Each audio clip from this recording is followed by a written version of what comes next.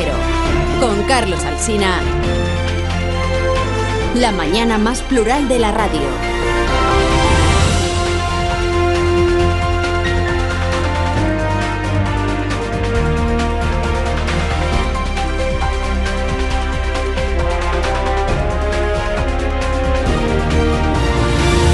Desde este instante y hasta que sean las 10 de la mañana, a las 10, la segunda parte de este programa, con Juan Ramón Lucas, que amenaza con irse de vacaciones hoy mismo. ¿Cómo hacemos para impedírselo ustedes y nosotros? Hasta ese momento estamos aquí en tertulia con unos cuantos asuntos en esta mañana del Día de Galicia, es el Día de Santiago, y es el día que tiene como protagonista al fuego. El fuego en sus múltiples versiones. En su versión lúdica, el fuego se dice en plural, son los fuegos del apóstol que anoche cautivaron a visitantes y a vecinos en Compostela.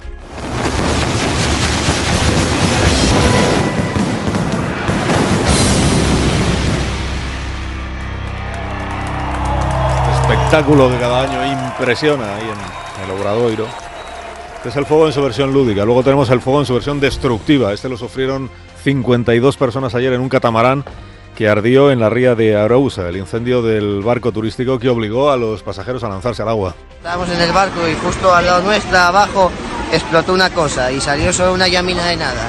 Y de repente todo el barco en llamas, muy heavy.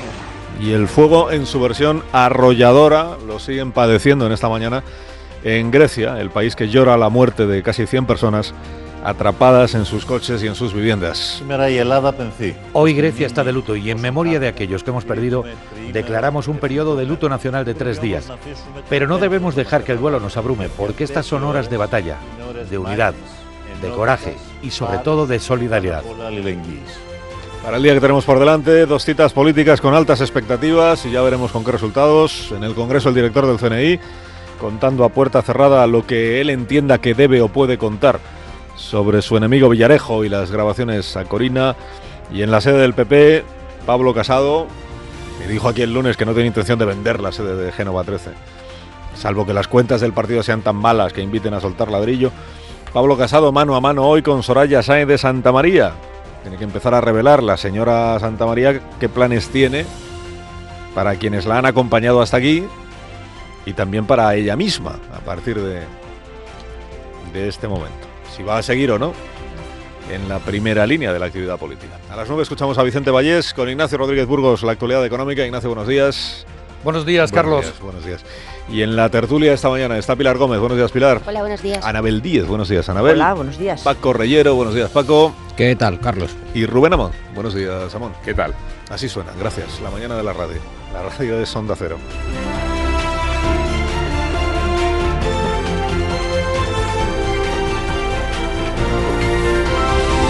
Con Carlos Alsina en Onda Cero, somos más de uno. ¿Y tú qué tal, Fernando Onega? Buenos días. Pues bastante bien, no te creas. Para ser Día de Santiago y estar en Madrid, pues bastante bien. Bueno, pero tú celebras el Día de Santiago, estés donde estés, como hacen... Como si fuera de Bilbao. Todos los gallegos. Sí. Pero creo que es la primera vez en mi vida que no tomo vacaciones en esta fecha. Algo debe pasar. Me debo estar haciendo mayor. No sé. Sí. O que este año la temporada radiofónica termina más tarde que los años anteriores. Puede ser. Aquí estamos arrastrándonos ya, a ver si conseguimos llegar hasta el viernes, que será el último día de temporada, que no de programa. Bueno, ¿de qué no podemos dejar de hablar esta mañana, Bueno, Fernando? pues hoy me arrastro, por seguir tu palabra, pidiendo análisis de la frase, y lamento ser tan pesado, de Celá: nadie va a resistir más allá de lo razonable. Y el regreso de José María Aznar a Génova, 31 meses después. Habrá que ponerle imaginación a la declaración de Félix Sanz Roldán en el Congreso, porque palabras textuales no habrá. Y habrá que estar atentos a la huelga de Ryanair y habrá que mirar a Grecia, ese infierno de fuego, vidas perdidas y bosques y casas calcinadas. Las imágenes de Grecia, lo subrayabas tú antes, son terribles y los datos más terribles todavía. Unos 80 muertos a esta hora, atrapados por las llamas, casi 200 heridos. Sobrecoge esa información de las 26 personas cuyos cadáveres fueron encontrados abrazados, y las imágenes de coches calcinados, de bosques arrasados, de paisajes irreconocibles, de casas que parecían derretirse, quedan como muestra de la última tragedia ante la impotencia del hombre frente a vientos de 100 kilómetros por hora que provocaron, como se escribe hoy en El País, incendios como bombas atómicas. Mi pregunta es si tienen los gobiernos, si tienen los estados recursos suficientes, incluso conciencia, de este peligro de desolación que cada año parece afectar a un país europeo. En España, la noticia del día es la huelga de Ryanair, que obliga a cancelar 400 vuelos en 2 días y afecta a 75.000 pasajeros. Un palo al turismo. Sorprende que el Gobierno reclame a última hora una solución a empresa y sindicatos. ¿Se hizo esa petición antes? ¿Por qué se esperó al último minuto? Y, sobre todo, ¿qué posibilidades hay de forzar un acuerdo dada la intransigencia de la empresa y la rigidez de la posición sindical? Y unas preguntas complementarias. ¿Tienen razón los huelguistas que trabajan en España cuando reclaman que se les aplique la legislación laboral española? ¿Cuál es el sentido social de la empresa cuando amenaza con suspender rutas y efectuar despidos? Y la parte pintoresca, quizá groseramente capitalista. ¿A quién se le ocurre que el teléfono de información para afectados sea un 902? ¿Pretende Ryanair compensar pérdidas por medio de un teléfono de pago? Bueno, en política venimos contando que tenemos varios puntos de atención. Tenemos al Gobierno, el día después de verse abocado a plantearse al menos esta hipótesis del adelanto electoral. José María Aznar, rehabilitado, dicen hay muchas crónicas, rehabilitado por Pablo Casado en Génova 13, y lo que se sepa de la declaración de la comparecencia del director del CNI, ¿no? Dices bien, lo que se sepa, porque sobre esto último, a ver qué podemos decir mañana. Siempre queda la esperanza de que los diputados no sean tan discretos como les obliga la ley. Es más, se desea que sean muy indiscretos, y la cuestión fundamental es que el PSOE quede o no quede satisfecho con la declaración de San Roldán. Es que de la satisfacción del PSOE depende nada menos que esto, la apertura o no de una comisión de investigación. La piden Unidos Podemos, Esquerra, PDeCAT, Compromís, Bildu y se acaba de unir el PNV, es decir, el bloque no constitucionalista o poco constitucionalista. Primera gran división y muy seria provocada por la alianza VVC, Villarejo, Villalonga, Corina. Sobre lo demás, la foto del día es la de Casado y Aznar, que ha vuelto a Génova casi 3 años después.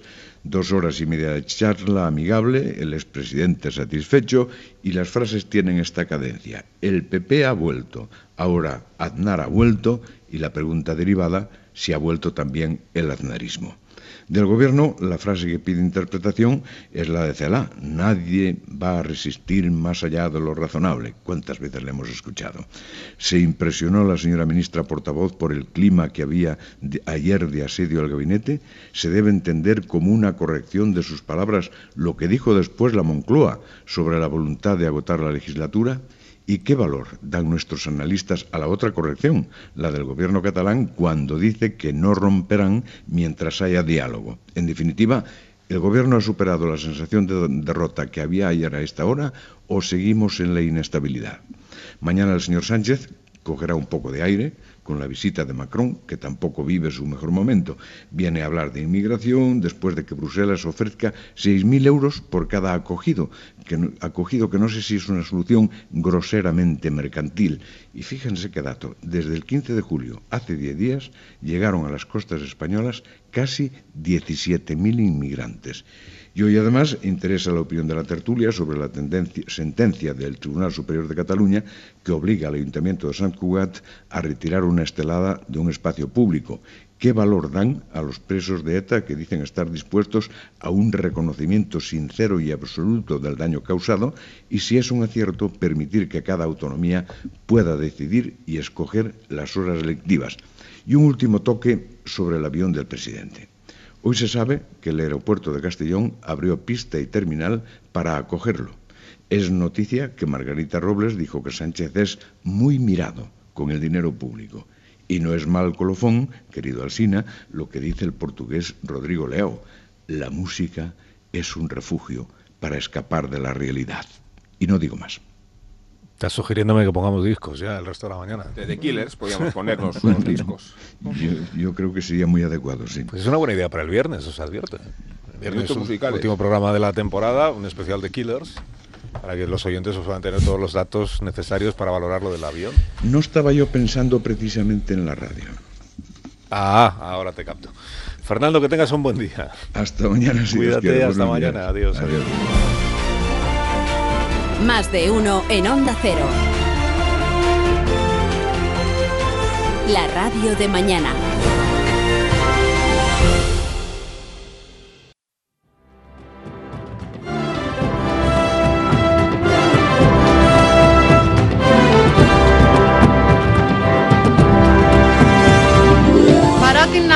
Los vecinos y los turistas no tuvieron tiempo para escapar, pese a estar cerca del mar o dentro de sus coches. El viento era indescriptible. Lo que me entristece y llevo en el corazón es que es horrible ver que la persona que está a tu lado se está ahogando y no eres capaz de hacer nada. Afortunadamente el mar estaba allí y entramos en él. El fuego nos persiguió hasta el agua. En este momento debemos hacer el esfuerzo de aceptar una situación excepcionalmente difícil para Ática y para el país. Los testimonios que venimos escuchando desde la mañana de ayer, los testimonios que nos llegan desde Grecia, de esta península de Ática, la zona más afectada por estos incendios, que son unos cuantos, que han causado enormes daños, sobre todo daños personales, también enormes daños materiales, y que son incendios que siguen en activo, algunos de ellos, con la dificultad que las altas temperaturas, la fuerza con la que sopla el viento, la dificultad que está provocando a los bomberos, a todos los equipos de emergencia que están trabajando desde hace tantas horas, tratando de controlar en primer lugar y de sofocar en la medida de lo posible cuanto antes estos incendios. Y está Grecia pues de luto, y está Grecia en estado de emergencia, y está Grecia también haciendo análisis de lo que ha sucedido y preguntándose cómo ha podido llegar a ocurrir una tragedia tan enorme como esta. Estamos en línea con Atenas, con Manolis Mavromatis, que es el responsable de Nueva Democracia para los asuntos europeos, que tiene la amabilidad de atendernos esta mañana. Nueva Democracia, sabéis que es el partido que estuvo en el gobierno de Grecia antes de la llegada de Tsipras y de Syriza al poder en ese país. Señor Mavromatis, buenos días. Buenos días, don Carlos. ¿Cómo estás, Carlos? Pues estamos bastante impresionados, la verdad, y muy consternados y sobrecogidos por lo que está sucediendo en su país. Bueno, ustedes saben de teatro que la tragedia griega es tragedia griega, tragedia del mundo. Cuando se mueren en poquísimos minutos, 77 hoy, en este momento, 77 muertos, 184 heridos. 11 chicos de estos en condiciones graves. Están buscando todavía los desesperados que no están, la posibilidad de buscarlos en un villaje de 22 kilómetros desde el centro de Atenas, que no existe más. No existe. Todavía no está el fuego, pero el fuego en 2 horas ya anuló todo completamente un villaje cerca del mar, que fueron de personas no estables como habitantes del mismo villaje. Es Mati. Mati significa ojo. Entonces yo creo que la época de mucho calor, de 40 grados, de la velocidad del viento hasta de 11 grados, es una cosa impresionante todavía, que naturalmente es una cosa fisiológica, es una cosa que nosotros estamos viviendo en varios puestos del mundo, pero en Grecia todavía no está. En este momento estamos en luto 3 días del gobierno de Tsipras, ya, pero están otros fuegos cerca de Atenas, cerca de Corinto. Entonces están aviones desde España, aviones de la Rumanía, hoy mismo, y llegan aviones de la Protección Civil de Italia y Grecia, naturalmente, para salvar el salvable. Es una cosa impresionante para nosotros, todo el país está en luto. Cuando me dice, señor Mavromatis, que el fuego está cerca de Atenas, significa que tenemos que... 22 kilómetros. Tenemos que preocuparnos por... kilómetros. ¿Existe preocupación por la posibilidad de que el fuego acabe llegando a la propia capital? No, ya no está fuego, en este momento no está fuego, bien. Pero es de desesperación que están en otros sitios del mismo villaje, cerca del villaje, a 30 kilómetros o 40, a Rafina, etcétera, etcétera, por ejemplo, que están buscando todavía dónde están las otras personas que ya buscaban un refugio para salvarse, y no está todavía la posibilidad de buscarlo y de trobar. Es una cosa impresionante, porque el mar está el mar, toda la gente fuera por el mar, pero sin saber notar, en nuevo, no se puede salvar. Entonces están los chicos, los niños, están los viejos, porque la media edad de los paisanos que fueron allí para descansar fueron más de 60 años, 65 años. En los otros un grande número que fueron los jóvenes, pero los chicos de 25 o 11, 12, 10, 9 años. Este es el verano más triste, que se recuerda naturalmente en la época de los Juegos en la antigua Olimpia, que usted naturalmente se recuerde, en 2007. Sí. Es una cosa impresionante, el más grave, cuando perdieron la vida en esta ocasión más de 165 personas. Hasta el momento, los muertos en Atenas, en Mati, están 77 muertos. En los hospitales están viviendo en este momento, con desesperación de los médicos, de salvar 184 personas, de donde 11 son niños. La preocupación por todas esas personas oficialmente desaparecidas, como nos explica el señor Mavromatis, desaparecidas porque todavía no se ha podido acceder a muchas de las viviendas que han quedado destrozadas por el fuego. Por tanto, las que ahora están dadas por desaparecidas, el temor es que puedan ser personas que hayan perdido la vida y que todavía no hayan sido encontrados sus cuerpos. El alcalde de este vilaje dice que probablemente los muertos estarán saliendo al número 100, porque están buscando en las casas, y los bomberos que van a entrar no buscan, troban nada, no está ni uno. Están naturalmente, cuando abandonaron las casas o las islas, no sé, entonces ya buscando el salvar el posible, pero no se está salvando nada porque el fuego destruyó todo está. Es una completa tragedia esta, ¿eh? Sí que lo es. Antes nos preguntábamos, Manolis, siempre que ocurre una tragedia como esta, lo vimos en Portugal el año pasado, en Galicia, aquí en España también el año pasado, con consecuencias no tan dramáticas, pero siempre acaba surgiendo el debate en la sociedad y el debate en la política respecto de si algo ha fallado, si se podía ver... Carlos, escúchame por favor un momentito. Yo fui consejero de la Comisión Europea, después como diputado, y consejero de la Catalina Georgieva. Catalina Georgieva fue responsable en ese momento como comisaria, naturalmente, la búlgara. Fuimos en grandes ocasiones para ayudar. Posiblemente, ¿cómo está? ¿Cómo es la reacción de la Unión Europea en esos casos? ¿Solamente por dinero? No. No es posible enviar, por ejemplo, 2 aviones o un avión desde España, Portugal, Italia, en Francia, también en Grecia, o en otro lugar, o en otro país de la Unión Europea, que después de escribir a Bruselas ve el papel, dice, bien, vamos, enviamos, mandamos. Después, en este momento, están los fuegos en Suecia, es un fenómeno, naturalmente, Suecia, Norte, etcétera, etcétera, pero todos los aviones están buscando para salvar el salvable en Suecia.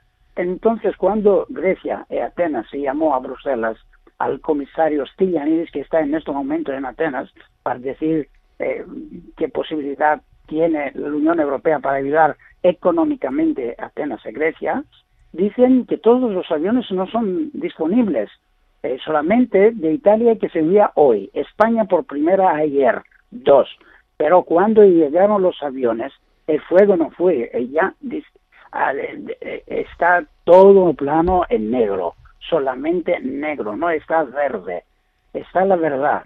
Entonces la burocracia que yo vivió y todos nosotros vivimos, tenía que cambiar. Georgieva y yo mismo preparado un plan para salvar probablemente o ayudar naturalmente de la Unión Europea como un cuerpo especial para como las catástrofes, como esto, fuego, agua, etcétera, etcétera, que está en el mismo sitio de Bruselas, pero en cada ciudad de cada país de la Unión Europea, el 27, tiene dentro del aeropuerto fuerzas o 1 o 2 aviones, principalmente para la Unión Europea.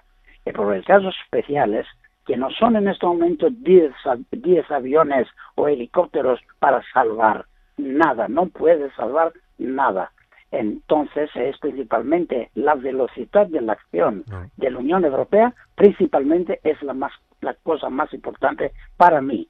La mía propuesta a la señora Georgieva no fue aplicada porque después salió la señora Georgieva por el Banco Internacional de Washington. En este momento está el señor Stylianides, que está buscando la posibilidad de tener más dinero. Pero los hombres que mueren no vuelven en la vida. Es la verdad. Eso es. Señor Mavromatis, muchas gracias por haberme atendido esta mañana. A ustedes, bueno, gracias por España, gracias España. Decía que Sánchez, ya es el primer ministro español, ha llamado a Tsipras para la solidaridad que está cerca de España, todo posible. He enviado 2 aviones, nada más. Gracias. Es mucho, Gracias, Manuel. Es mucho comparado con lo de la Unión Europea que me acaba usted de contar hace un momento, que es lo más preocupante. Y después de esta tragedia diremos, a ver si aprendemos de lo que se podía haber hecho y seguramente no aprenderemos. O no,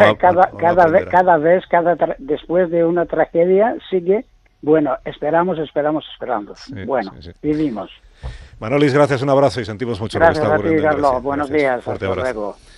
El responsable portavoz de Nueva Democracia para los asuntos europeos que nos atendía desde Atenas contándonos las impresiones que se tienen ahora mismo en Grecia respecto de la dimensión que puede llegar a tener todavía, aún más de la que ya tiene, esta situación de los incendios. Esto que nos contaba que ha dicho el alcalde de Mati, que es la localidad más afectada, que una vez que los bomberos terminen de inspeccionar las viviendas que han resultado destrozadas por el fuego, es posible que el número de víctimas mortales del que estemos hablando esté más cerca del centenar que de las 78, número horrible en el que nos encontramos en este instante.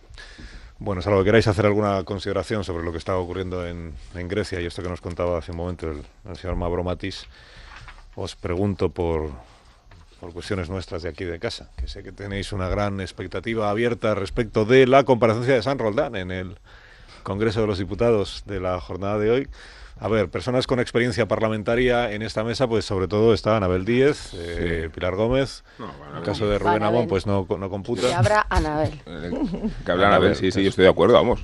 Totalmente. ¿De cuántas comparecencias ante esta comisión que llamamos los periodistas de secretos oficiales, aunque se llame de gastos reservados, creo?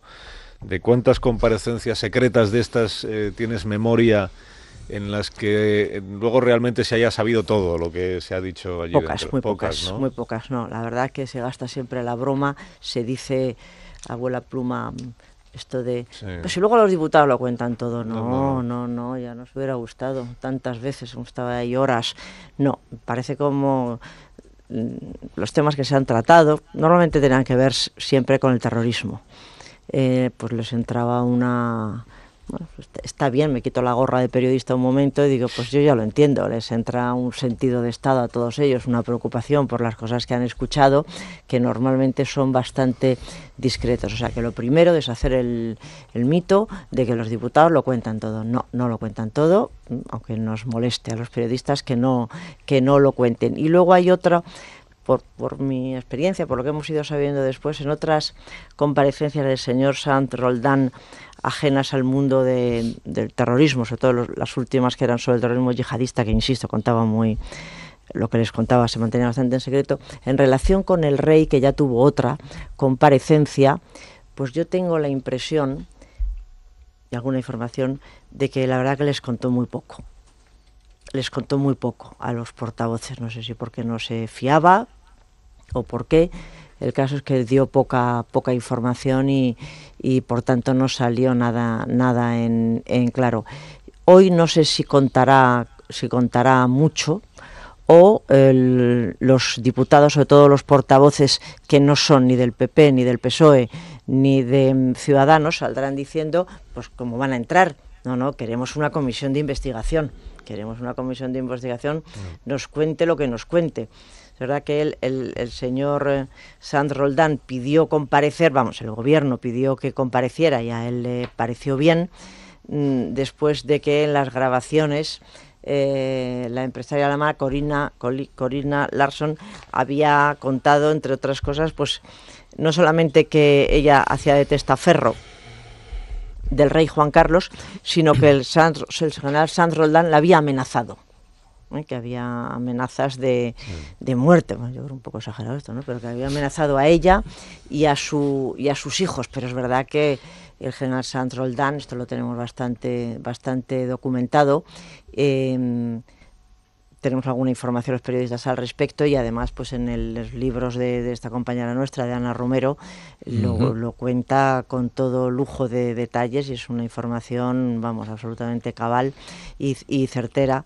Estuvo varias horas el general Sanz Roldán con Corinna en un hotel de Londres, y ahí pues le hizo ver, no sé de qué modos ni de qué maneras, ahora ella lo vive como una amenaza, que esto se había acabado, que ya no podía ni vivir en España, ni pasarse como asesora en delegaciones, como tenemos también los documentos, lo hemos visto en delegaciones en la que iba el rey Juan Carlos, sobre todo a los países del Golfo, iba como asesora. Bueno, pues que todo eso se había acabado. Por tanto, sí, el encabezamiento de la información que nos pasaron este domingo, no, el anterior, desde Moncloa, decía eso, el encabezamiento. Decía, pide comparecer el general Sanz Roldán, director del CNI, para contar la información del CNI con la señora Larsson. O sea, entraba directamente, es decir, algo contará de qué es lo que le dijo en sus reuniones con ella. Hubo otras años antes más amistosas, hubo otras del general Sanz Roldán con ella y con más personas, por cierto, entre otras el ministro de Exteriores, el señor García Margallo, comidas y tal, más amistosas, cuando era amiga del rey Juan Carlos, y bueno, todos eran amigos y todo era de buen grado, y en fin, buen rollo. Luego ya las últimas reuniones del general Sanz Roldán con Corinna Larsson ya no fueron amistosas. Pues quizá algo de esto cuente. Pero aparte de eso, y ya termino, lo que quieren los que no están de acuerdo solo con esta comparecencia secreta, y por tanto la opinión pública no puede saber qué pasa, lo que quieren es una comisión de investigación sobre las finanzas del rey Juan Carlos. Yo creo que esa es la clave, que es una comparecencia coartada, ¿no?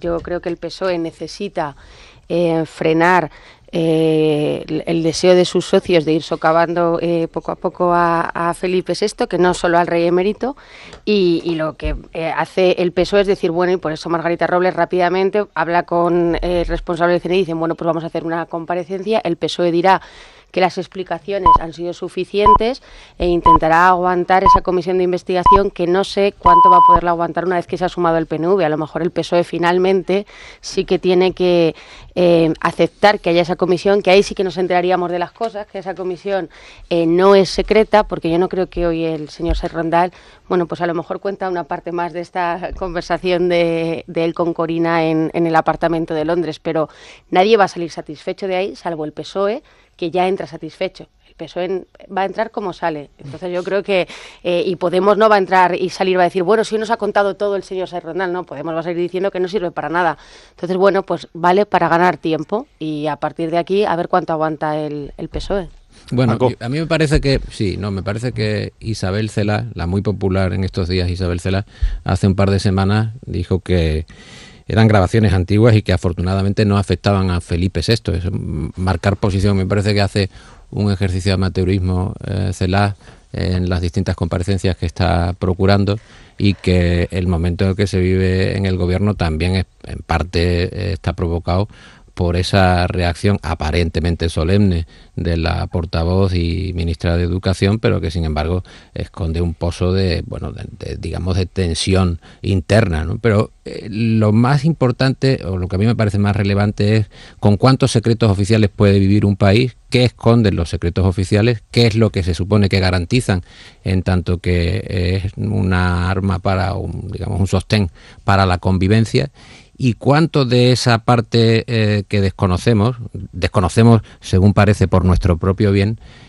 oculta delitos. Porque claro, no es la primera vez que estamos en secretos oficiales, ¿no? ¿Cuánto es de esa parte? ¿Cuánto está clasificado? ¿Cuánto no se puede saber para aquellos que están viajando en autobús, como aquello de Buñuel, ¿no? La ilusión viaja en tranvía, aquellos que están viajando todavía en autobús puedan vivir con normalidad sin saber lo que pasa alrededor y sin saber lo que están haciendo las altas esferas del Estado.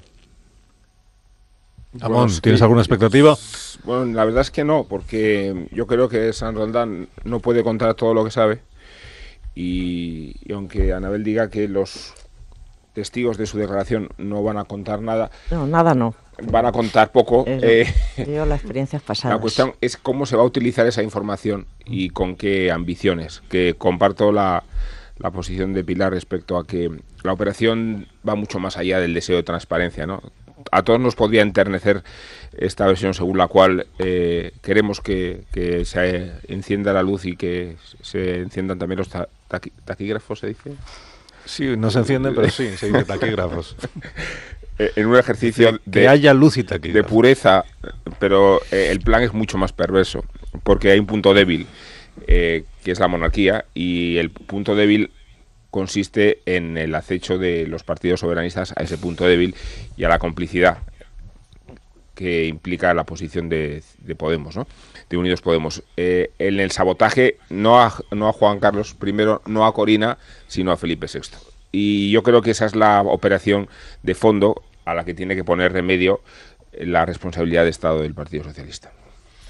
No ha fallado, normalmente no ha fallado. Esto se lo va a poner complicado, pero bueno, vamos a ver. El PSOE siempre ha estado ahí, iba a decir como un solo hombre, apoyando a la monarquía. Estos socialistas republicanos son así, no se les han sido un dique de contención frente a las embestidas contra la monarquía. Sí, sí. Dique de contención contra sus contradicciones. Decís que a la comisión hoy el PSOE entra como va a salir, porque sabe ya que, pero yo creo que eso pasa con todos. Todos entran con la posición que ya saben que va a ser, pues el PP de no a la comisión, Ciudadanos no a la comisión, el PSOE no a la comisión, Unidos Podemos, por supuesto que sí a la comisión, Esquerra Republicana sí a la comisión. Luego están el PNV, está el PDeCAT, en fin, los grupos que están por... Es que yo creo que la trama es bastante clara, aunque no sea la que figura en primer plano, y es, tenemos una monarquía que viene de un linaje pervertido, que es el franquismo, y esto al exhumar el cadáver de Franco se va a ver con más evidencia.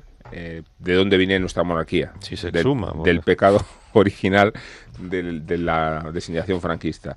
Añadimos que está Urdangarín en la cárcel y tenemos a un rey con paraísos fiscales, pues qué sentido tiene esta monarquía, ¿no?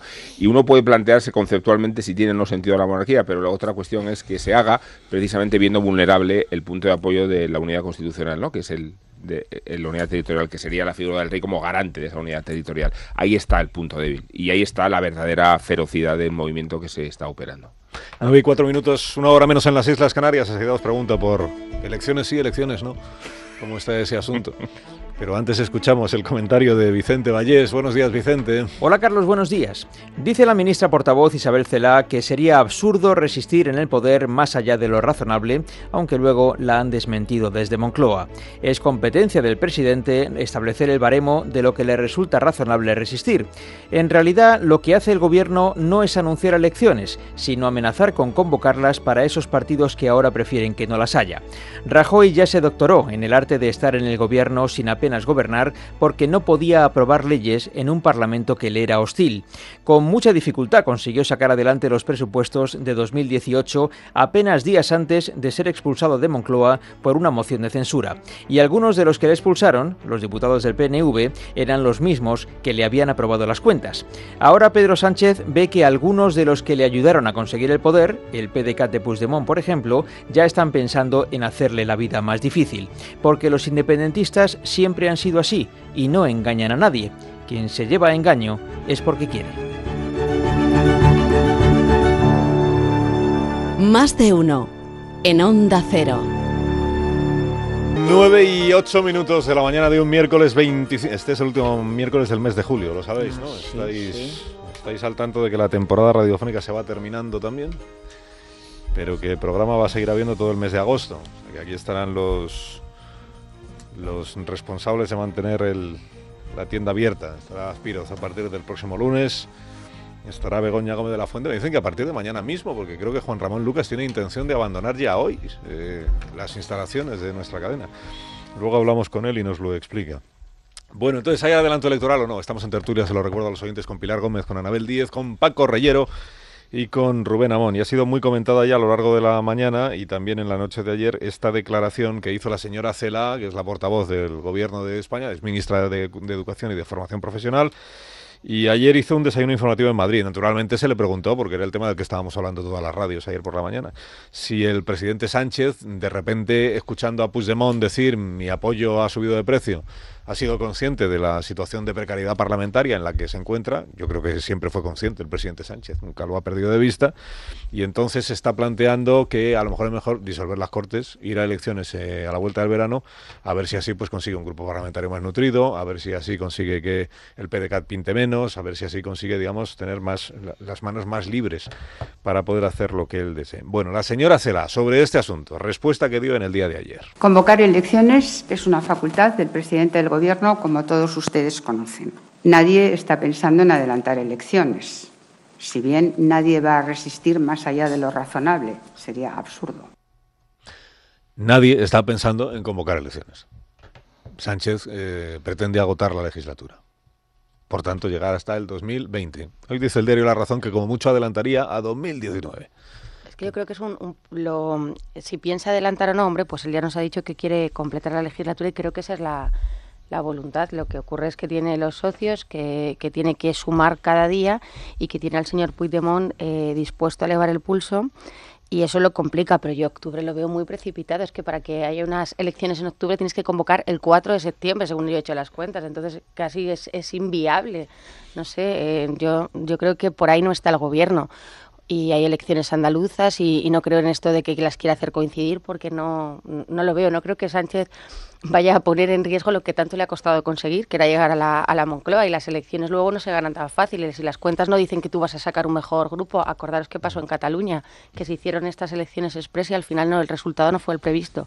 Yo creo que Sánchez va a intentar aguantar y si es verdad que bueno, pues diciembre, en el 19, otoño-invierno es una fecha que incluso Rajoy barajaba, no agotar hasta el 2020 y ya está, pero no creo que ahora tengamos un adelanto electoral. Ahora hay un gobierno débil, dependerá de lo que quiera hacer el señor Puigdemont. Es verdad que ha sido muy mala noticia la marcha de Pascal, con la que se negoció la moción de censura y que era la interlocutora de Moncloa, pero bueno, a partir de aquí cada uno va a ir pensando en función de lo que le interese, y Puigdemont sí que quiere elecciones de las suyas en octubre y en función de eso actuará. Es que yo creo que a Puigdemont le interesa mucho más incluso un presidente débil como Pedro Sánchez ahora que la expectativa de un presidente más fuerte después de un proceso electoral que cambie por completo el escenario político. De ahí que ni a Puigdemont ni a Pedro Sánchez le convengan esta convocatoria de elecciones. Desde luego a Pedro Sánchez sería admitir el fracaso de su iniciativa y además hacerlo de forma tan prematura que quedaría en evidencia las razones por las que él llegó al poder. Teniendo todo el viento en la cola, ¿por qué va a sacrificarse él mismo cuestionando esta idea de renovación que él mismo lidera? Todo lo contrario. Yo supongo que Pedro Sánchez llevará hasta el extremo su legislatura y que allí donde no haya consenso, pues no legislará. Es que venimos de un periodo largo del Partido Popular donde apenas legislaba y tenía 134 diputados. Y la propia parálisis legislativa no impedía seguir ejerciendo las tareas de gobierno porque no están necesariamente vinculadas a una hiperactividad. Entonces, a Pedro Sánchez le conviene especular con estas circunstancias, le conviene llevar más lejos a la legislatura y aunque es verdad que puede encontrar consenso en razones estrafalarias, en iniciativas simbólicas, en las otras no tiene por qué exponerse. Esto que dice Rubén de la producción legislativa con el PP, en el año 17 2 leyes, los presupuestos y la ley de autónomos. Y el PP gobernaba, quiero decir, sacaba adelante determinados réditos de promoción de su propio gobierno sin que el Parlamento tuviera una eficacia normativa. Iba hacia adelante con el trantrán de Rajoy o como cada uno ya lo quiera entender. Pero cuando tú te preguntas la iniciativa de Sánchez, realmente no sé cuál es la iniciativa de Sánchez en tanto que ha hecho una enmienda a su propio primer planteamiento, que era desde un punto de vista para un público infantil. Llegaremos al poder y convocaremos elecciones, porque nosotros lo que estamos es luchando contra la corrupción.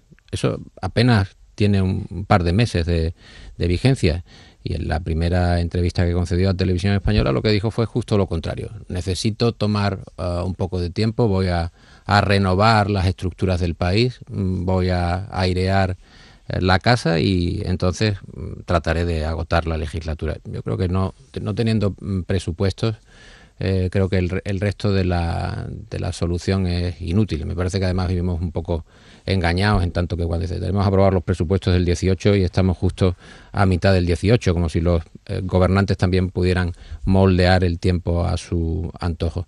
Creo que esto que decía Pilar de las elecciones andaluzas, Susana Díaz tiene bastante despejado su calendario, incluso se ha hecho la digestión del proceso de los ERES, aquella gigantesca pieza de carne de corrupción, y no hay un calendario judicial que pueda alterar los planes de Susana Díaz. Me parece que al final ellos se pondrán de acuerdo para que tengan una mejor perspectiva electoral en ambos casos. Y luego siempre le quedará el recurso de Ciudadanos, que quiere entrar en el gobierno. Quiere entrar el gobierno en Andalucía, pese a que ahora se esté distanciando de su propia gestión, que no ha sido, desde luego, a tener en cuenta, y también quiere entrar en el gobierno de la nación, y al final tendrán que sumar una serie de expectativas y hacer las prácticas. Me parece que un poco la clave de toda la solución del puzzle está en Ciudadanos y su vocación de entrar en el gobierno con uno de los socios que encuentre por el camino.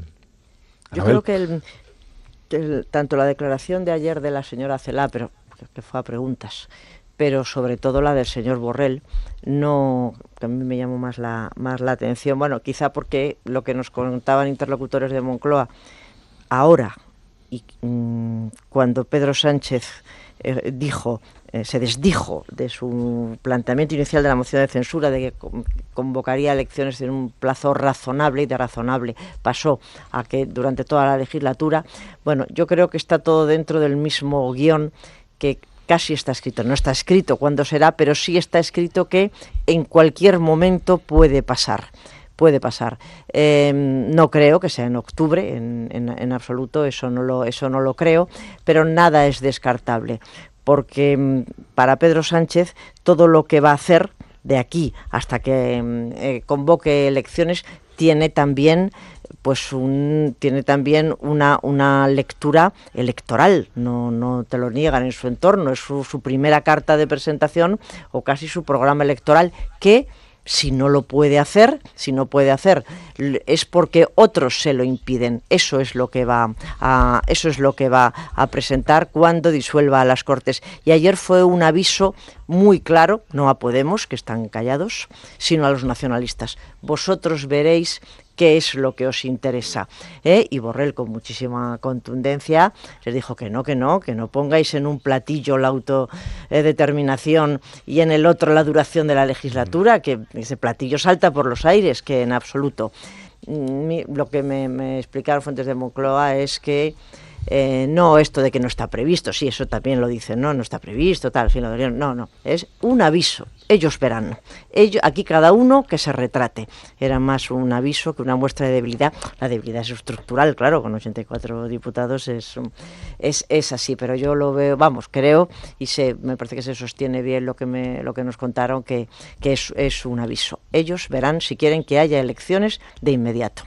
Ignacio Rodríguez Burgos, buenos días. Hola, muy buenos días. Entonces, un gobierno como el de Pedro Sánchez, si no consigue sacar adelante el viernes, el techo de gasto, si no tiene apoyos suficientes como para que le apruebe el Congreso, el Senado, los objetivos de déficit público, la senda de la estabilidad. De estabilidad presupuestaria. Es decir, si no tiene mayoría suficiente para hacer unos presupuestos nuevos para el año 19, lo que le correspondería sería prorrogar los presupuestos del año 18, que recordamos que son los que hizo Montoro, y luego, por indicación del PNV, el gobierno socialista hizo suyos. Con lo cual Sánchez gobernaría el año que viene también con unos presupuestos que en realidad elaboró el gobierno de Mariano Rajoy. ¿Este es el horizonte? Bueno, el horizonte más inmediato es que la ley dice que tiene un mes para presentar un nuevo plan de senda presupuestaria y de techo de gasto. Bueno, el techo de gasto no se vota en las Cortes, pero está dentro de lo que es la senda presupuestaria, por lo tanto indirectamente también se vota. Pero no cambiaría mucho las cosas en un mes, supongo. Es decir, aunque la ley diga que tienes que presentar en un mes el nuevo proyecto, los cambios, es decir, esos 84 diputados siguen siendo 84 diputados y las tensiones que tiene con sus aliados de moción de censura pues seguirían encima de la mesa. Lo que ocurre es que te dicen también en Hacienda que puede elaborar los presupuestos sin tener ese techo de gasto aprobado y sin tener esa senda presupuestaria. Lo que ocurre es que, claro, sería la primera vez que esto ocurre, sería un mensaje tremendo para la Unión Europea que te exige esa senda y corremos el riesgo de que España sea el primer país de la Unión Europea al cual le devuelven los presupuestos, que eso es algo que se puede hacer desde hace 2 o 3 años. La Comisión Europea te los puede devolver porque considera que no se ajusta precisamente a la senda. Y hay que recordar que España es el único país de la zona euro que sigue con el programa de déficit excesivo. Es decir, es el único país que no cumple un déficit por debajo del 3%. Cosa que, por ejemplo, Francia, pues le ocurrió lo mismo, pero ya ha salido, ya sí que cumple. Con lo cual España está en una situación especial dentro de la Unión Europea. Y todo esto, todas estas cuestiones que están ocurriendo, la verdad es que no ayudan para nada en esa visión ya supervigilante que tiene la Unión Europea sobre nuestras cuentas públicas. Y no solamente la Unión Europea. Ayer mismo el Fondo Monetario Internacional lanzó una advertencia sobre España por el tema de las necesidades de financiación. Es decir, España, lo dijo ayer el Fondo Monetario Internacional, tiene necesidades de financiación internacionales muy altas. ¿Y esto qué significa? Pues que la capacidad que tiene España de ahorrar, ya sea empresas o particulares, bueno, el Estado no ahorra nada, porque ahí está el déficit, están por encima, las necesidades de financiación están por encima de esa capacidad de generar inversión. Y por lo tanto tenemos que tirar de inversión extranjera, de ahorro extranjero. Con lo cual, bueno, no son buenas no pinta nada bien, no son buenos escenarios. De cualquier forma, volver otra vez a la senda presupuestaria que dejó Rajoy. Es decir, en vez de ese 2,7% de déficit, volveríamos al 2,2%. Por eso la ministra de Hacienda habla de pues una senda presupuestaria más dura, habla de ajuste. Hoy ayer en la entrevista con la agencia EFE, pues volvió otra vez a insistir en eso del ajuste. El jueves pasado dijo, tras la reunión de las comunidades autónomas del Consejo de Política Fiscal y Financiera, habló incluso de que la posibilidad de un ajuste de 11.000 millones si no se aprueba nada. Es decir, bueno, pues está metiendo el miedo en el cuerpo, pero eso es así desde el inicio. No tienes ninguna capacidad de poder hacer la política que deseas, tienes que ir con tus aliados y tus aliados pues encarecen la factura. Eso le pasaba a Rajoy y le está pasando a Pedro Sánchez. El problema es que la factura que tiene Pedro Sánchez pues es algo mayor, ya que sus diputados, el número es muchísimo menor, y eso es inversamente proporcional. Bueno, he visto algunas crónicas que hoy dicen que Sánchez se ha puesto él personalmente a la tarea de negociar o de hablar con los socios de la moción de censura, que como hemos visto son, digamos, unos socios poco estables o muy dados a recordar todo el tiempo que su apoyo no está asegurado, y que es el propio presidente el que está haciendo las gestiones necesarias para intentar que el viernes salgan adelante las votaciones que tiene el gobierno, que van desde esta tan relevante, que es el techo de gasto incluido en lo del plan de estabilidad, hasta el asunto de Radio Televisión Española, el nombramiento de Rosa María Mateo, que tampoco es que tenga grandes enemigos Rosa María, ni en el Parlamento ni en la profesión, pero si no suma para lo de Radio Televisión Española ya sería un escándalo, porque es como a la tercera, y creo que es normal, no sé, esa información de si Sánchez se ha puesto él mismo a negociar, pues sí lo necesita. Si es así, hace muy bien, porque sería un varapalo terrorífico que no saliera otra vez lo de Radio Televisión Española. Es que yo espero que en la elección de Rosa María Mateo sí intervengan a su favor Ciudadanos o el PP, o sea, porque una vez que... No, sé que no lo van a hacer, sé que no lo van a hacer, pero yo creo que ante una crisis como la que tenemos delante, yo creo que es una candidata de reputación suficiente como para que en los meses de mandato me mira Alsina con unas muecas y unas expresiones. La mueca que significa más meses o menos meses. La mueca es fruto de mi tradicional recelo ante los periodistas en los puestos de gestión de las empresas públicas. Sí, sí, me parece bien. O privadas incluso. Pero que la reputación de Rosa María Mateo, que yo por supuesto no pongo en duda, es una reputación periodística.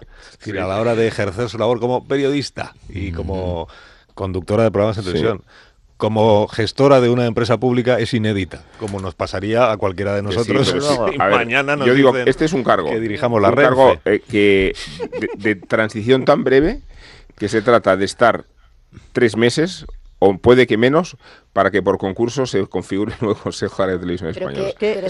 Pero que 3 meses. Pero además, pero es que pedirle a Ciudadanos y al PP que hagan eso... Nueva.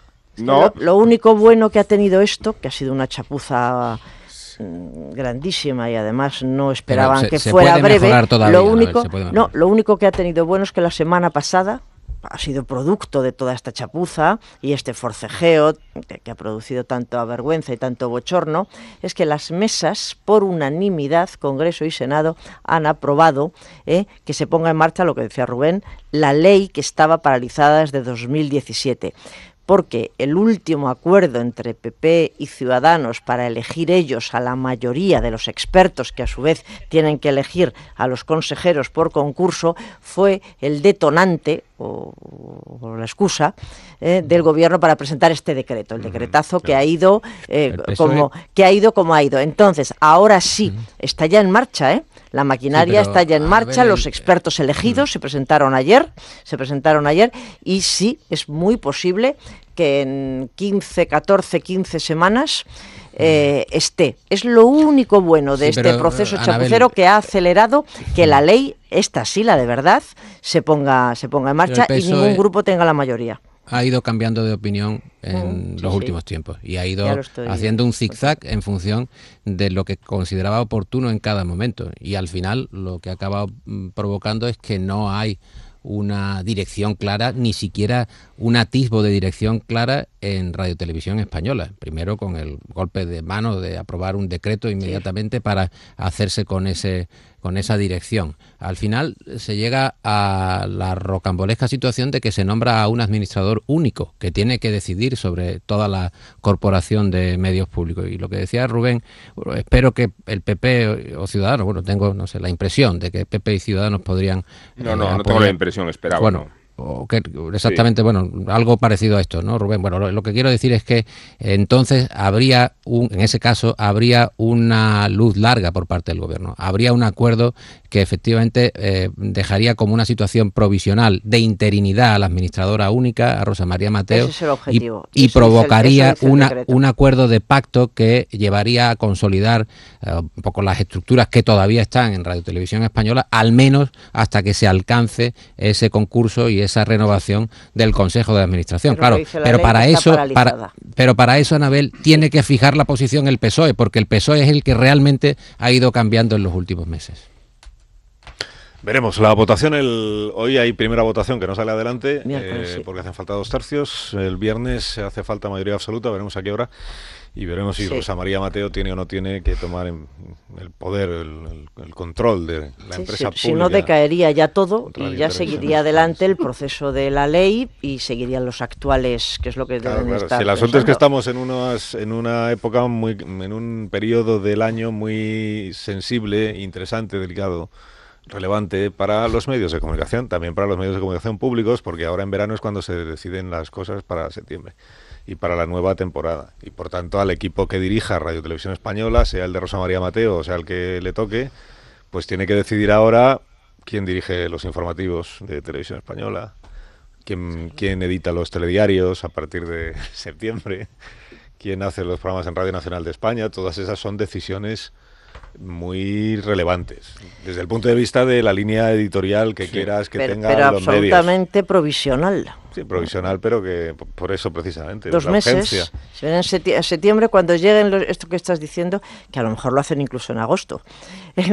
Estos nombramientos, claro, porque los informativos, que es la parte más combativa, aunque siempre te dicen Radio Televisión Española es mucho más que los informativos, pero en fin, el foco está ahí, Lo que pedían el otro día ya el Consejo de Informativos era que cuando se eligiera, si es que se elige, a la administradora única, que cambiara de inmediato a la dirección de informativos. Claro. Era lo que pedían, ¿eh? Y bueno, pues eso, pero en fin, yo me quiero creer que esto no pasa de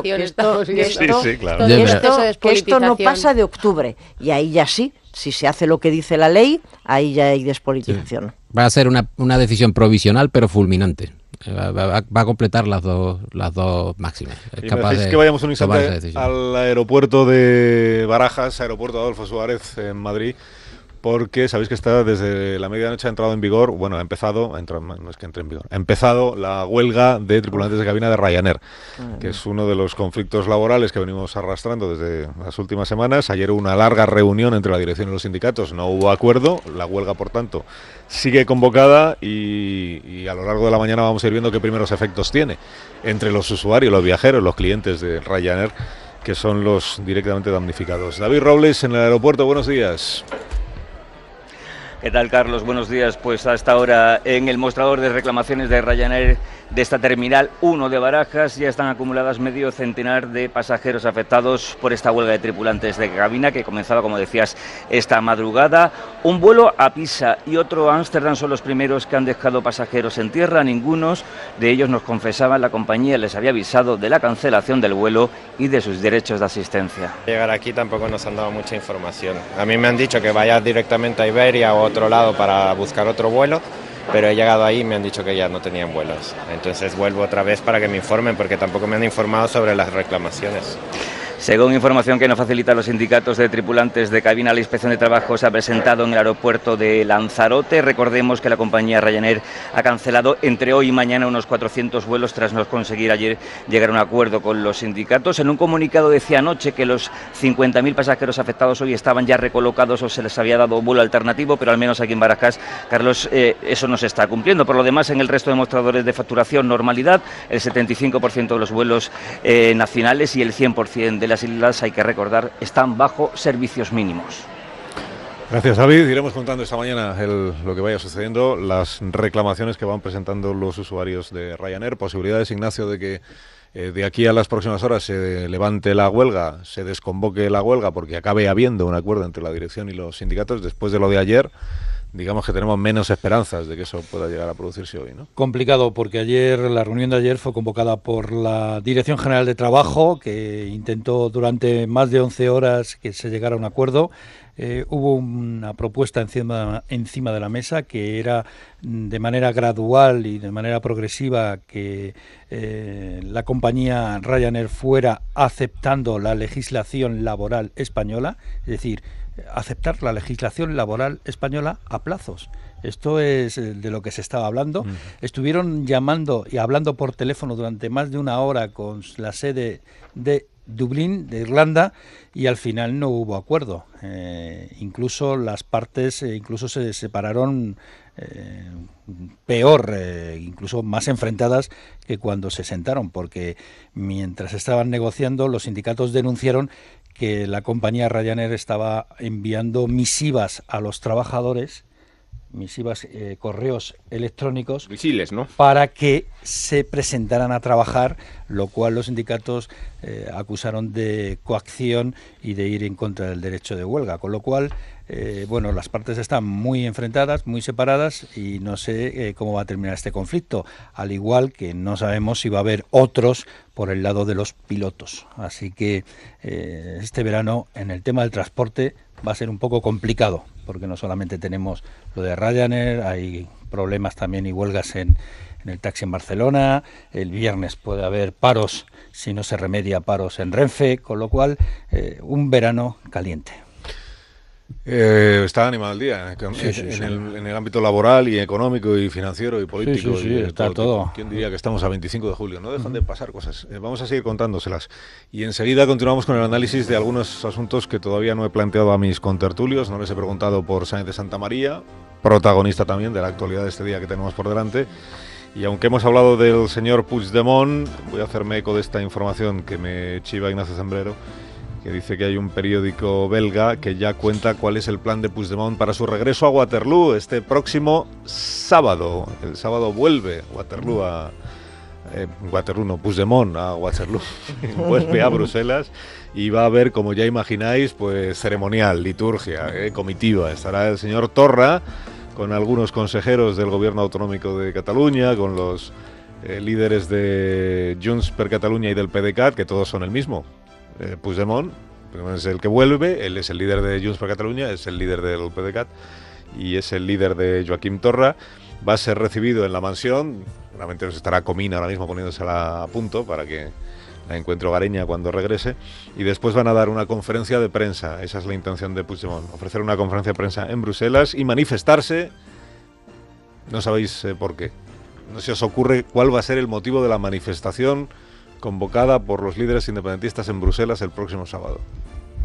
Tiene que ver con los reclusos preventivos. Claro, la liberación de presos siempre, ¿no? Siempre. Habéis acertado. Van a manifestarse pidiendo la libertad de los presos políticos y el cese de la represión en España. Menos 25 a las 10, una menos en Canarias. Ahora continuamos.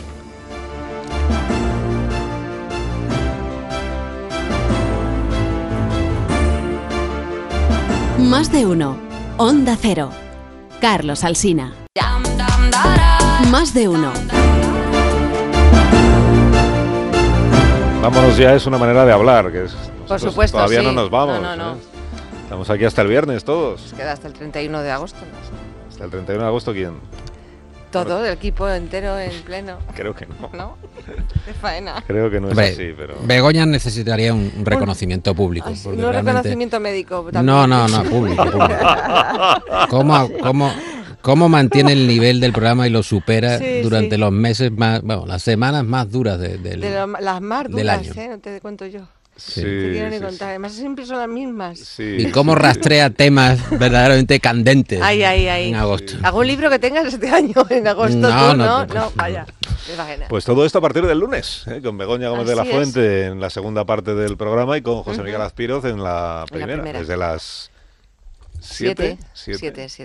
No empieza a las 6, Azpiroz. No sé por qué, no tengo ni idea. ¿Esto por qué? Muy mal, Esta muy mal. Bueno. Yo sí, a las 10 empezaré siempre igual. Oye, que no les he preguntado a mis contertulios, perdóname Begoña, que tenemos que continuar con el programa. No les he preguntado por... ¿qué era lo que os tenía que preguntar? Sáenz de Santamaría. Casado y Sáenz de Santamaría. Que han anunciado para hoy, bueno, lo anunció el propio Casado el lunes cuando hablamos con él en el programa, dijo el miércoles espero poder hablar con Soraya Sáenz de Santamaría. Le preguntamos, pero ¿y por qué hasta el miércoles? Porque ella está afuera y una vez que ya esté, digamos, disponible, el miércoles pues me reuniré con ella. Bueno, no sé si va a ser reunión o no, lo de hoy, porque... Han quedado en el ascensor. La convocatoria exactamente no concreta si se van a ver, dónde se van a ver. Será en Génova como Aznar y Hernández Mancha. Y Rajoy será en el Congreso de los Diputados, donde ambos son parlamentarios. Sí. ¿Será la reunión o no será? Estamos Pilar y yo aquí tratando de confirmar si hay, ¿y entre vosotras? si hay reuniones, sí, cada una por nuestro lado, en distintas fuentes, y Génova, Congreso, parece que Congreso, que será en el Congreso, pero no hay una convocatoria formal, con lo cual están ya los fotógrafos rondando, las cámaras, por ejemplo, pero no los pasos perdidos. No se les ha visto. Hay muchas salas del Grupo Popular, en este caso, donde se pueden reunir, las conocen todas muy bien, pero ya veremos. Bueno, ya este forcejeo, este juego, no sé cómo llamarlo, estas pocas ganas de decir cómo va a ser, ya indica que, bueno, porque cierta tensión, disgusto, consternación por parte de Soraya Sáenz de Santamaría existe, naturalmente. Esto no va a ser fácil, lo de la integración. no es posible, en ella, no es posible, es la que ha perdido, y esta ha sido una confrontación, ha sido un enfrentamiento muy duro, y el que gana, gana, y el que pierde, pierde. Y entonces el señor Casado integrará a quien cree que le interesa mucho, pero mucho, que esto suele pasar en estos procesos, pero la propia Soraya Sáenz de Santa María sabe que ella no puede estar ni en primera, ni en segunda, ni en tercera línea. Está claro que se podía haber hecho en Génova, se podía haber hecho una convocatoria, una foto, y luego pues no digo rueda de prensa, pero sí, bueno, pues haber salido, y cuando lo hacen así o cuando no quieren dar detalles de cómo va a ser, es pues porque la situación no es fácil. De la integración, yo creo que Casado no es una cuestión tampoco de si va a integrar mucho o poco, o lo Casado va a integrar en lo que es lo regional, claro, de cara a las elecciones que son ahora, y no puedes estar cambiando tampoco a líderes pues como Juanma Moreno, que tiene unas elecciones en octubre, o tampoco tendrás que respetar la parte de Cospedal, la parte de Feijóo, y ahí ir colocando a gente de Soraya, o al menos a gente que ha apoyado a Soraya. Yo luego de nombres de gente que ha estado con Soraya en la candidatura, creo que son rescatables a Illón y Fátima Báñez, y creo que lo encontraremos no en puestos tampoco de la ejecutiva ni de confianza, porque, hombre, esto es así, aunque suene muy mal. Los puestos de confianza son para los que han estado contigo. Y esto va a ser así, y no es que haya mucho o poco integración, es que el poder territorial que tenía Soraya se respete. Bueno, yo creo que hay unos problemas de cohesión que son los que han derivado en esta situación. No al revés, quiero decir, no que la integración ahora sea la solución, sino que todo el proceso de primarias ya anunciaba previamente que había una división que se ha cercado, está cercada en las provincias. En las provincias, como primer elemento de distorsión de la muy recurrente unidad del PP, y más allá en las estructuras regionales. Y eso es lo que realmente hace un momento duro, tenebroso incluso en el PP, en el sentido de que no hay una disposición para que esa unidad se mantenga. Yo creo que la posibilidad de que ese 42% de Soraya acabe siendo razonablemente integrado es difícil, porque digo que ya hay un encono personal en algunas direcciones provinciales, y eso acaba arrastrando a toda la cúpula del PP. Bueno, estamos en el primer vals de Casado, en saber cuál es su capacidad negociadora y su altura de perspectivas para poder llegar a un equipo consolidado. El suyo, sí, el suyo. Claro, es que el suyo. Pero el problema, Anabel, es que el resto pues está un poco pendiente de, y eso procurará problemas de factor humano. El factor humano en este último tramo de nuestra tertulia lo pone Amón, sí, en este indulto generoso que cada día pues sí lo es, sí. Alguien. Y en este caso sí es muy bueno. El indulto es de Rodrigo Cortés. ¿A qué me dices? Sí, huérfano de la cultureta como tú, Alsina, sí, y como yo, ¿por qué no? Y no lo hacemos el indulto a título funerario, por mucho que haya fallecido la cultureta, sí, o que haya muerto de éxito, me parece a mí. No te creas, Créeme. Pero ha sido triste. Hacemos el indulto a título entusiasta, porque Rodrigo Cortés está a punto de estrenar su última película, que no será la última. A veces cuando se abre la puerta al otro lado, resulta difícil controlar que entran. Querida niña. Bueno, Blackwood se titula y la protagoniza Uma Thurman, y la hemos reconocido.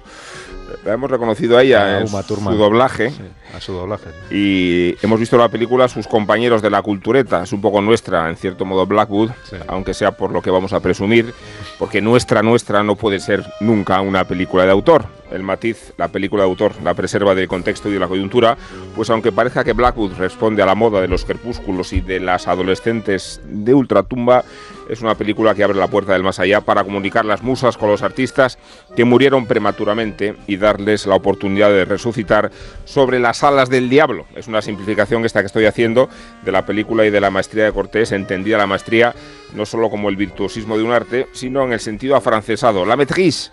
¿Qué te parece, Carlos? El trabajo artesanal, la orfebrería, la coreografía en la trama y en el vuelo de la música, porque Blackwood es una película musical, que no un musical, por la partitura abrumadora de Víctor Reyes y porque su melodía, su armonía y su ritmo la convierten en una sinfonía audiovisual que convierte también a Cortés en demiurgo. Se le tiene cariño y se le respeta al cineasta. Un tipo culto e inteligente, versátil, polifacético, original, iconoclasta y por la misma razón incómodo e impredecible. Blackwood, por todo eso, es una película de autor. No se la pierdan. Se estrena el 3 de agosto. Ha sido un indulto muy favorable. Sí, muy entusiasta. Es el primero que le hemos escuchado a Mon. Bueno, alguno a mí mismo. El indulto en positivo. Fue bastante elogioso. Pues estoy pensando que podríamos invitar a Rodrigo, que se viniera el viernes. Sí, porque ya se nos agotan los días. El último día de temporada es un buen colofón para nosotros. El viernes, vale. Que venga Rodrigo y hablamos de su película. Bueno, que hable él de su película. Sí. Nosotros nos limitamos a decir, no se la pierda. Sí, porque es verdad que es verdad que no se la debe usted perder, pues no se va a perder algo bueno, algo importante, algo bonito. Y es una pena que eso le ocurra. Sí. Pues que venga Rodrigo, el equipo de producción del programa, a ver si tiene un momento y puede conseguir el teléfono de Cortés. Vale, sí. No lo tiene casi nadie, el teléfono de Cortés. Hola, Juan Ramón Lucas, ¿cómo estás? Hola, excepcionalmente bien. ¿Excepcionalmente bien? ¿En qué sentido es excepcionalmente? Pues si quieres te respondo yo, porque se va de vacaciones hoy. No puede ser. No me voy de vacaciones. No se va. No. No, hombre, lo voy a decir ya porque parece que estás especulando como si yo me fuera. No. Por prescripción facultativa, puesto que tengo que iniciar antes una adaptación horaria a la temporada próxima, me voy un par de días antes. Pero es por prescripción médica. Luego te traigo el certificado. ¿Certificado médico? Me está sonando un poquito de excusa, pero... No. ¿Quién te ha firmado el certificado? Ya lo estoy viendo, Es la firma auténtica, Ya, sí, es que lo conozco al médico. Vamos a ver. ¿A ti también te ha firmado alguno? No, pero... En fin. Explícame esto de que necesitas un periodo de adaptación horaria. Sí, porque la teniendo en cuenta que viene ya no, que el año que viene no madrugas. Claro, pero es que llevo madrugando 10 años. Pues vaya, pues, es una adaptación, es una liberación. 2 días antes que tú, porque tú en principio no, tú sí vas a prolongar. Yo pensaba... Pero vas a levantarte a la misma hora. Sí, a la misma hora. Yo no. A la misma. Yo no, yo voy a acostarme mucho más tarde. Tú te vas a acostar mucho más tarde y te vas a levantar a la hora que te dé la gana, que es una cosa maravillosa que solo se puede hacer cuando se tiene ese horario. Que yo llevo muchos años sin saber que es placer, porque ni siquiera los fines de semana. Pues es esa razón, es decir, no, dejemos ya especulaciones. Este es un programa riguroso en el que se dicen las cosas como son, aunque no lo parezcan. Muy bien, me gusta muchísimo el lema de... Como son, aunque no lo parezcan. Como son, aunque no lo parezcan. Oye, y que... entonces, ¿hoy es tu último programa? Sí, y por eso decir que esta sección que hemos creado... ¿El 3 de septiembre a las 8 de la tarde ya te escuchamos? Sí. 3 de septiembre. 3 de septiembre a las 8 de la tarde. Luego no vengas el 3 de septiembre cuando tengo un justificante médico. No, ya me habrá adaptado. Oye, yo estoy aquí desde el 27 de agosto. ¿Qué me dices? Sí. Desde el 27 de agosto preparando un poco todo eso y pues si hay que fichar a alguien, no sé, hay que hablar con la gente y tal, este tipo de cosas que siempre son previas al... Y luego la adaptación final, porque una cosa es la adaptación inicial en la que el cuerpo se va acostumbrando, pero ya cuando la mente tiene que entrar profundamente en la historia, que es la semana previa. Muy bien. ¿Y de qué vamos a hablar con los oyentes? O ya se me ha olvidado. Se me ha olvidado. Habla de las terapias de... Podemos hablar de esto, de sus expectativas para el próximo año, para septiembre. Es que me ha inspirado hoy a Rubén Amón, que he oído que es una cosa en la que sorprendentemente coincidimos. Entonces. Y yo pensaba que era una anomalía mía. ¿Cuál? Spinette. No, Spinette es una Yo creo que está donde debe estar. Pero no se acordáis. Entonces nos pasa a niños que hemos tenido infancia extraña. Pero vamos a ver una cosa. Porque que no nos guste Spinette, ni tú, ni Amón, ni yo éramos niños cuando estaba Spinette. Éramos yo era muy pequeño. Tú sabes lo que son las regresiones. Nosotros éramos ya Spinette me llevaba a lo peor de mi infancia. Y Juan Ramón era ya una persona mayor. Ya hacía cosas. Spinette es del 80 y mucho. Sí, ¿no? Sí, yo ya hacía cosas. Pero me provocaba emociones que me evocaban lo más duro de mi infancia. Y entonces estoy de acuerdo. Entonces vamos a hablar de niños. De haber tenido coche yo hubiera atropellado a Spinette. No, a mí es, fíjate, lo de atropellar es una cosa ni a mi peor enemigo. No, déjate. Yo me pongo en imagen casos, a mi peor enemigo y no le atropellaba. En algunos casos. ¿Tú sabes la impresión? ¿Tú has atropellado alguna vez un animal? Llevaba dentro una persona. Sí, Spinetta, el pobre, dormía además en una tabla toda. ¿Tú has atropellado alguna vez un animal? Esa impresión, joder, es terrible. Pero bueno, estas conversaciones de... Bueno, mi hijo me dio un susto de muerte. Era un erizo, ¿no? Mi hijo me dio un susto de muerte. ¿Con Spinette? Con lo que sea. El tema es... Sí, el tema es ese. Por ejemplo, es que en mi equipo... nada esta... Mi hijo me dio un susto de muerte, es el tema de hoy. Pero como casi ninguna de las que hacemos. Esta es una microsección completamente surrealista que ha terminado teniendo perfil propio. 609 80. Que no tiene... ¿De qué habla? Sí, yo lo he dicho, pero no te has enterado porque no estás concentrado en lo que digo, sino en tu propia Mi hijo historia. me dio un susto de muerte, es el tema de esta mañana. Mira, una niña en Estados Unidos se metió en la lavadora. Se metió en la lavadora. Cuando cerró la puerta y al cerrar la puerta se disparó automáticamente. Sí. Ay, pobre. No, entonces su hermano de 4 años que Se estaba... recogió los restos. Vio que algo extraño estaba sucediendo, entonces fue al padre y le dijo, creo que Katy está en la lavadora. Sí. Y los padres muy alarmados dijeron, deja que termine el programa. Sí. O los niños que se escapan de casa porque se van a desayunar cuando estás dormido. Travesuras, mira, las madres saben perfectamente de qué hablo. Y los padres, conscientes. Y vuelvo a dejar ya. Buenos días, Marisol. Me lo he pasado muy bien en esta sección, déjame decirlo. Los oyentes probablemente no, pero yo me lo he pasado muy bien. Este microespacio que no tiene podcast propio, pero porque no hemos desarrollado suficientemente nuestra capacidad para ello. Sí, es verdad, nunca se nos ocurrió hacer podcast de este... No. ¿Cómo se llamaba? La transición. Menos mal. Se llamaba. Se llamaba. Bueno, pues hasta luego. Uy, qué tarde se nos ha hecho.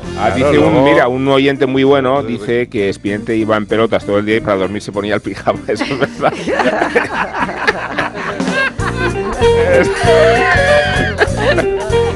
Le damos las gracias a esta ocurrencia muy buena, Marisol, reparte unos Callaghans a estas personas que se tienen que marchar. Que marchar algunos de verano para disfrutar el verano caminando con el zapato más cómodo del mundo, con los Callaghans, que son tan cómodos porque en Callaghans solo utilizamos pieles naturales de la más alta calidad combinadas con suelas flexibles gracias a su material exclusivo de última generación Adapt Light, y el resultado es un zapato con máxima adaptación, mínimo peso y máxima comodidad, fabricados en España por los mejores artesanos, a la venta en las mejores zapaterías y también en Callahan.es. Callahan Adaptation, se adapta al pie y se adapta a ti.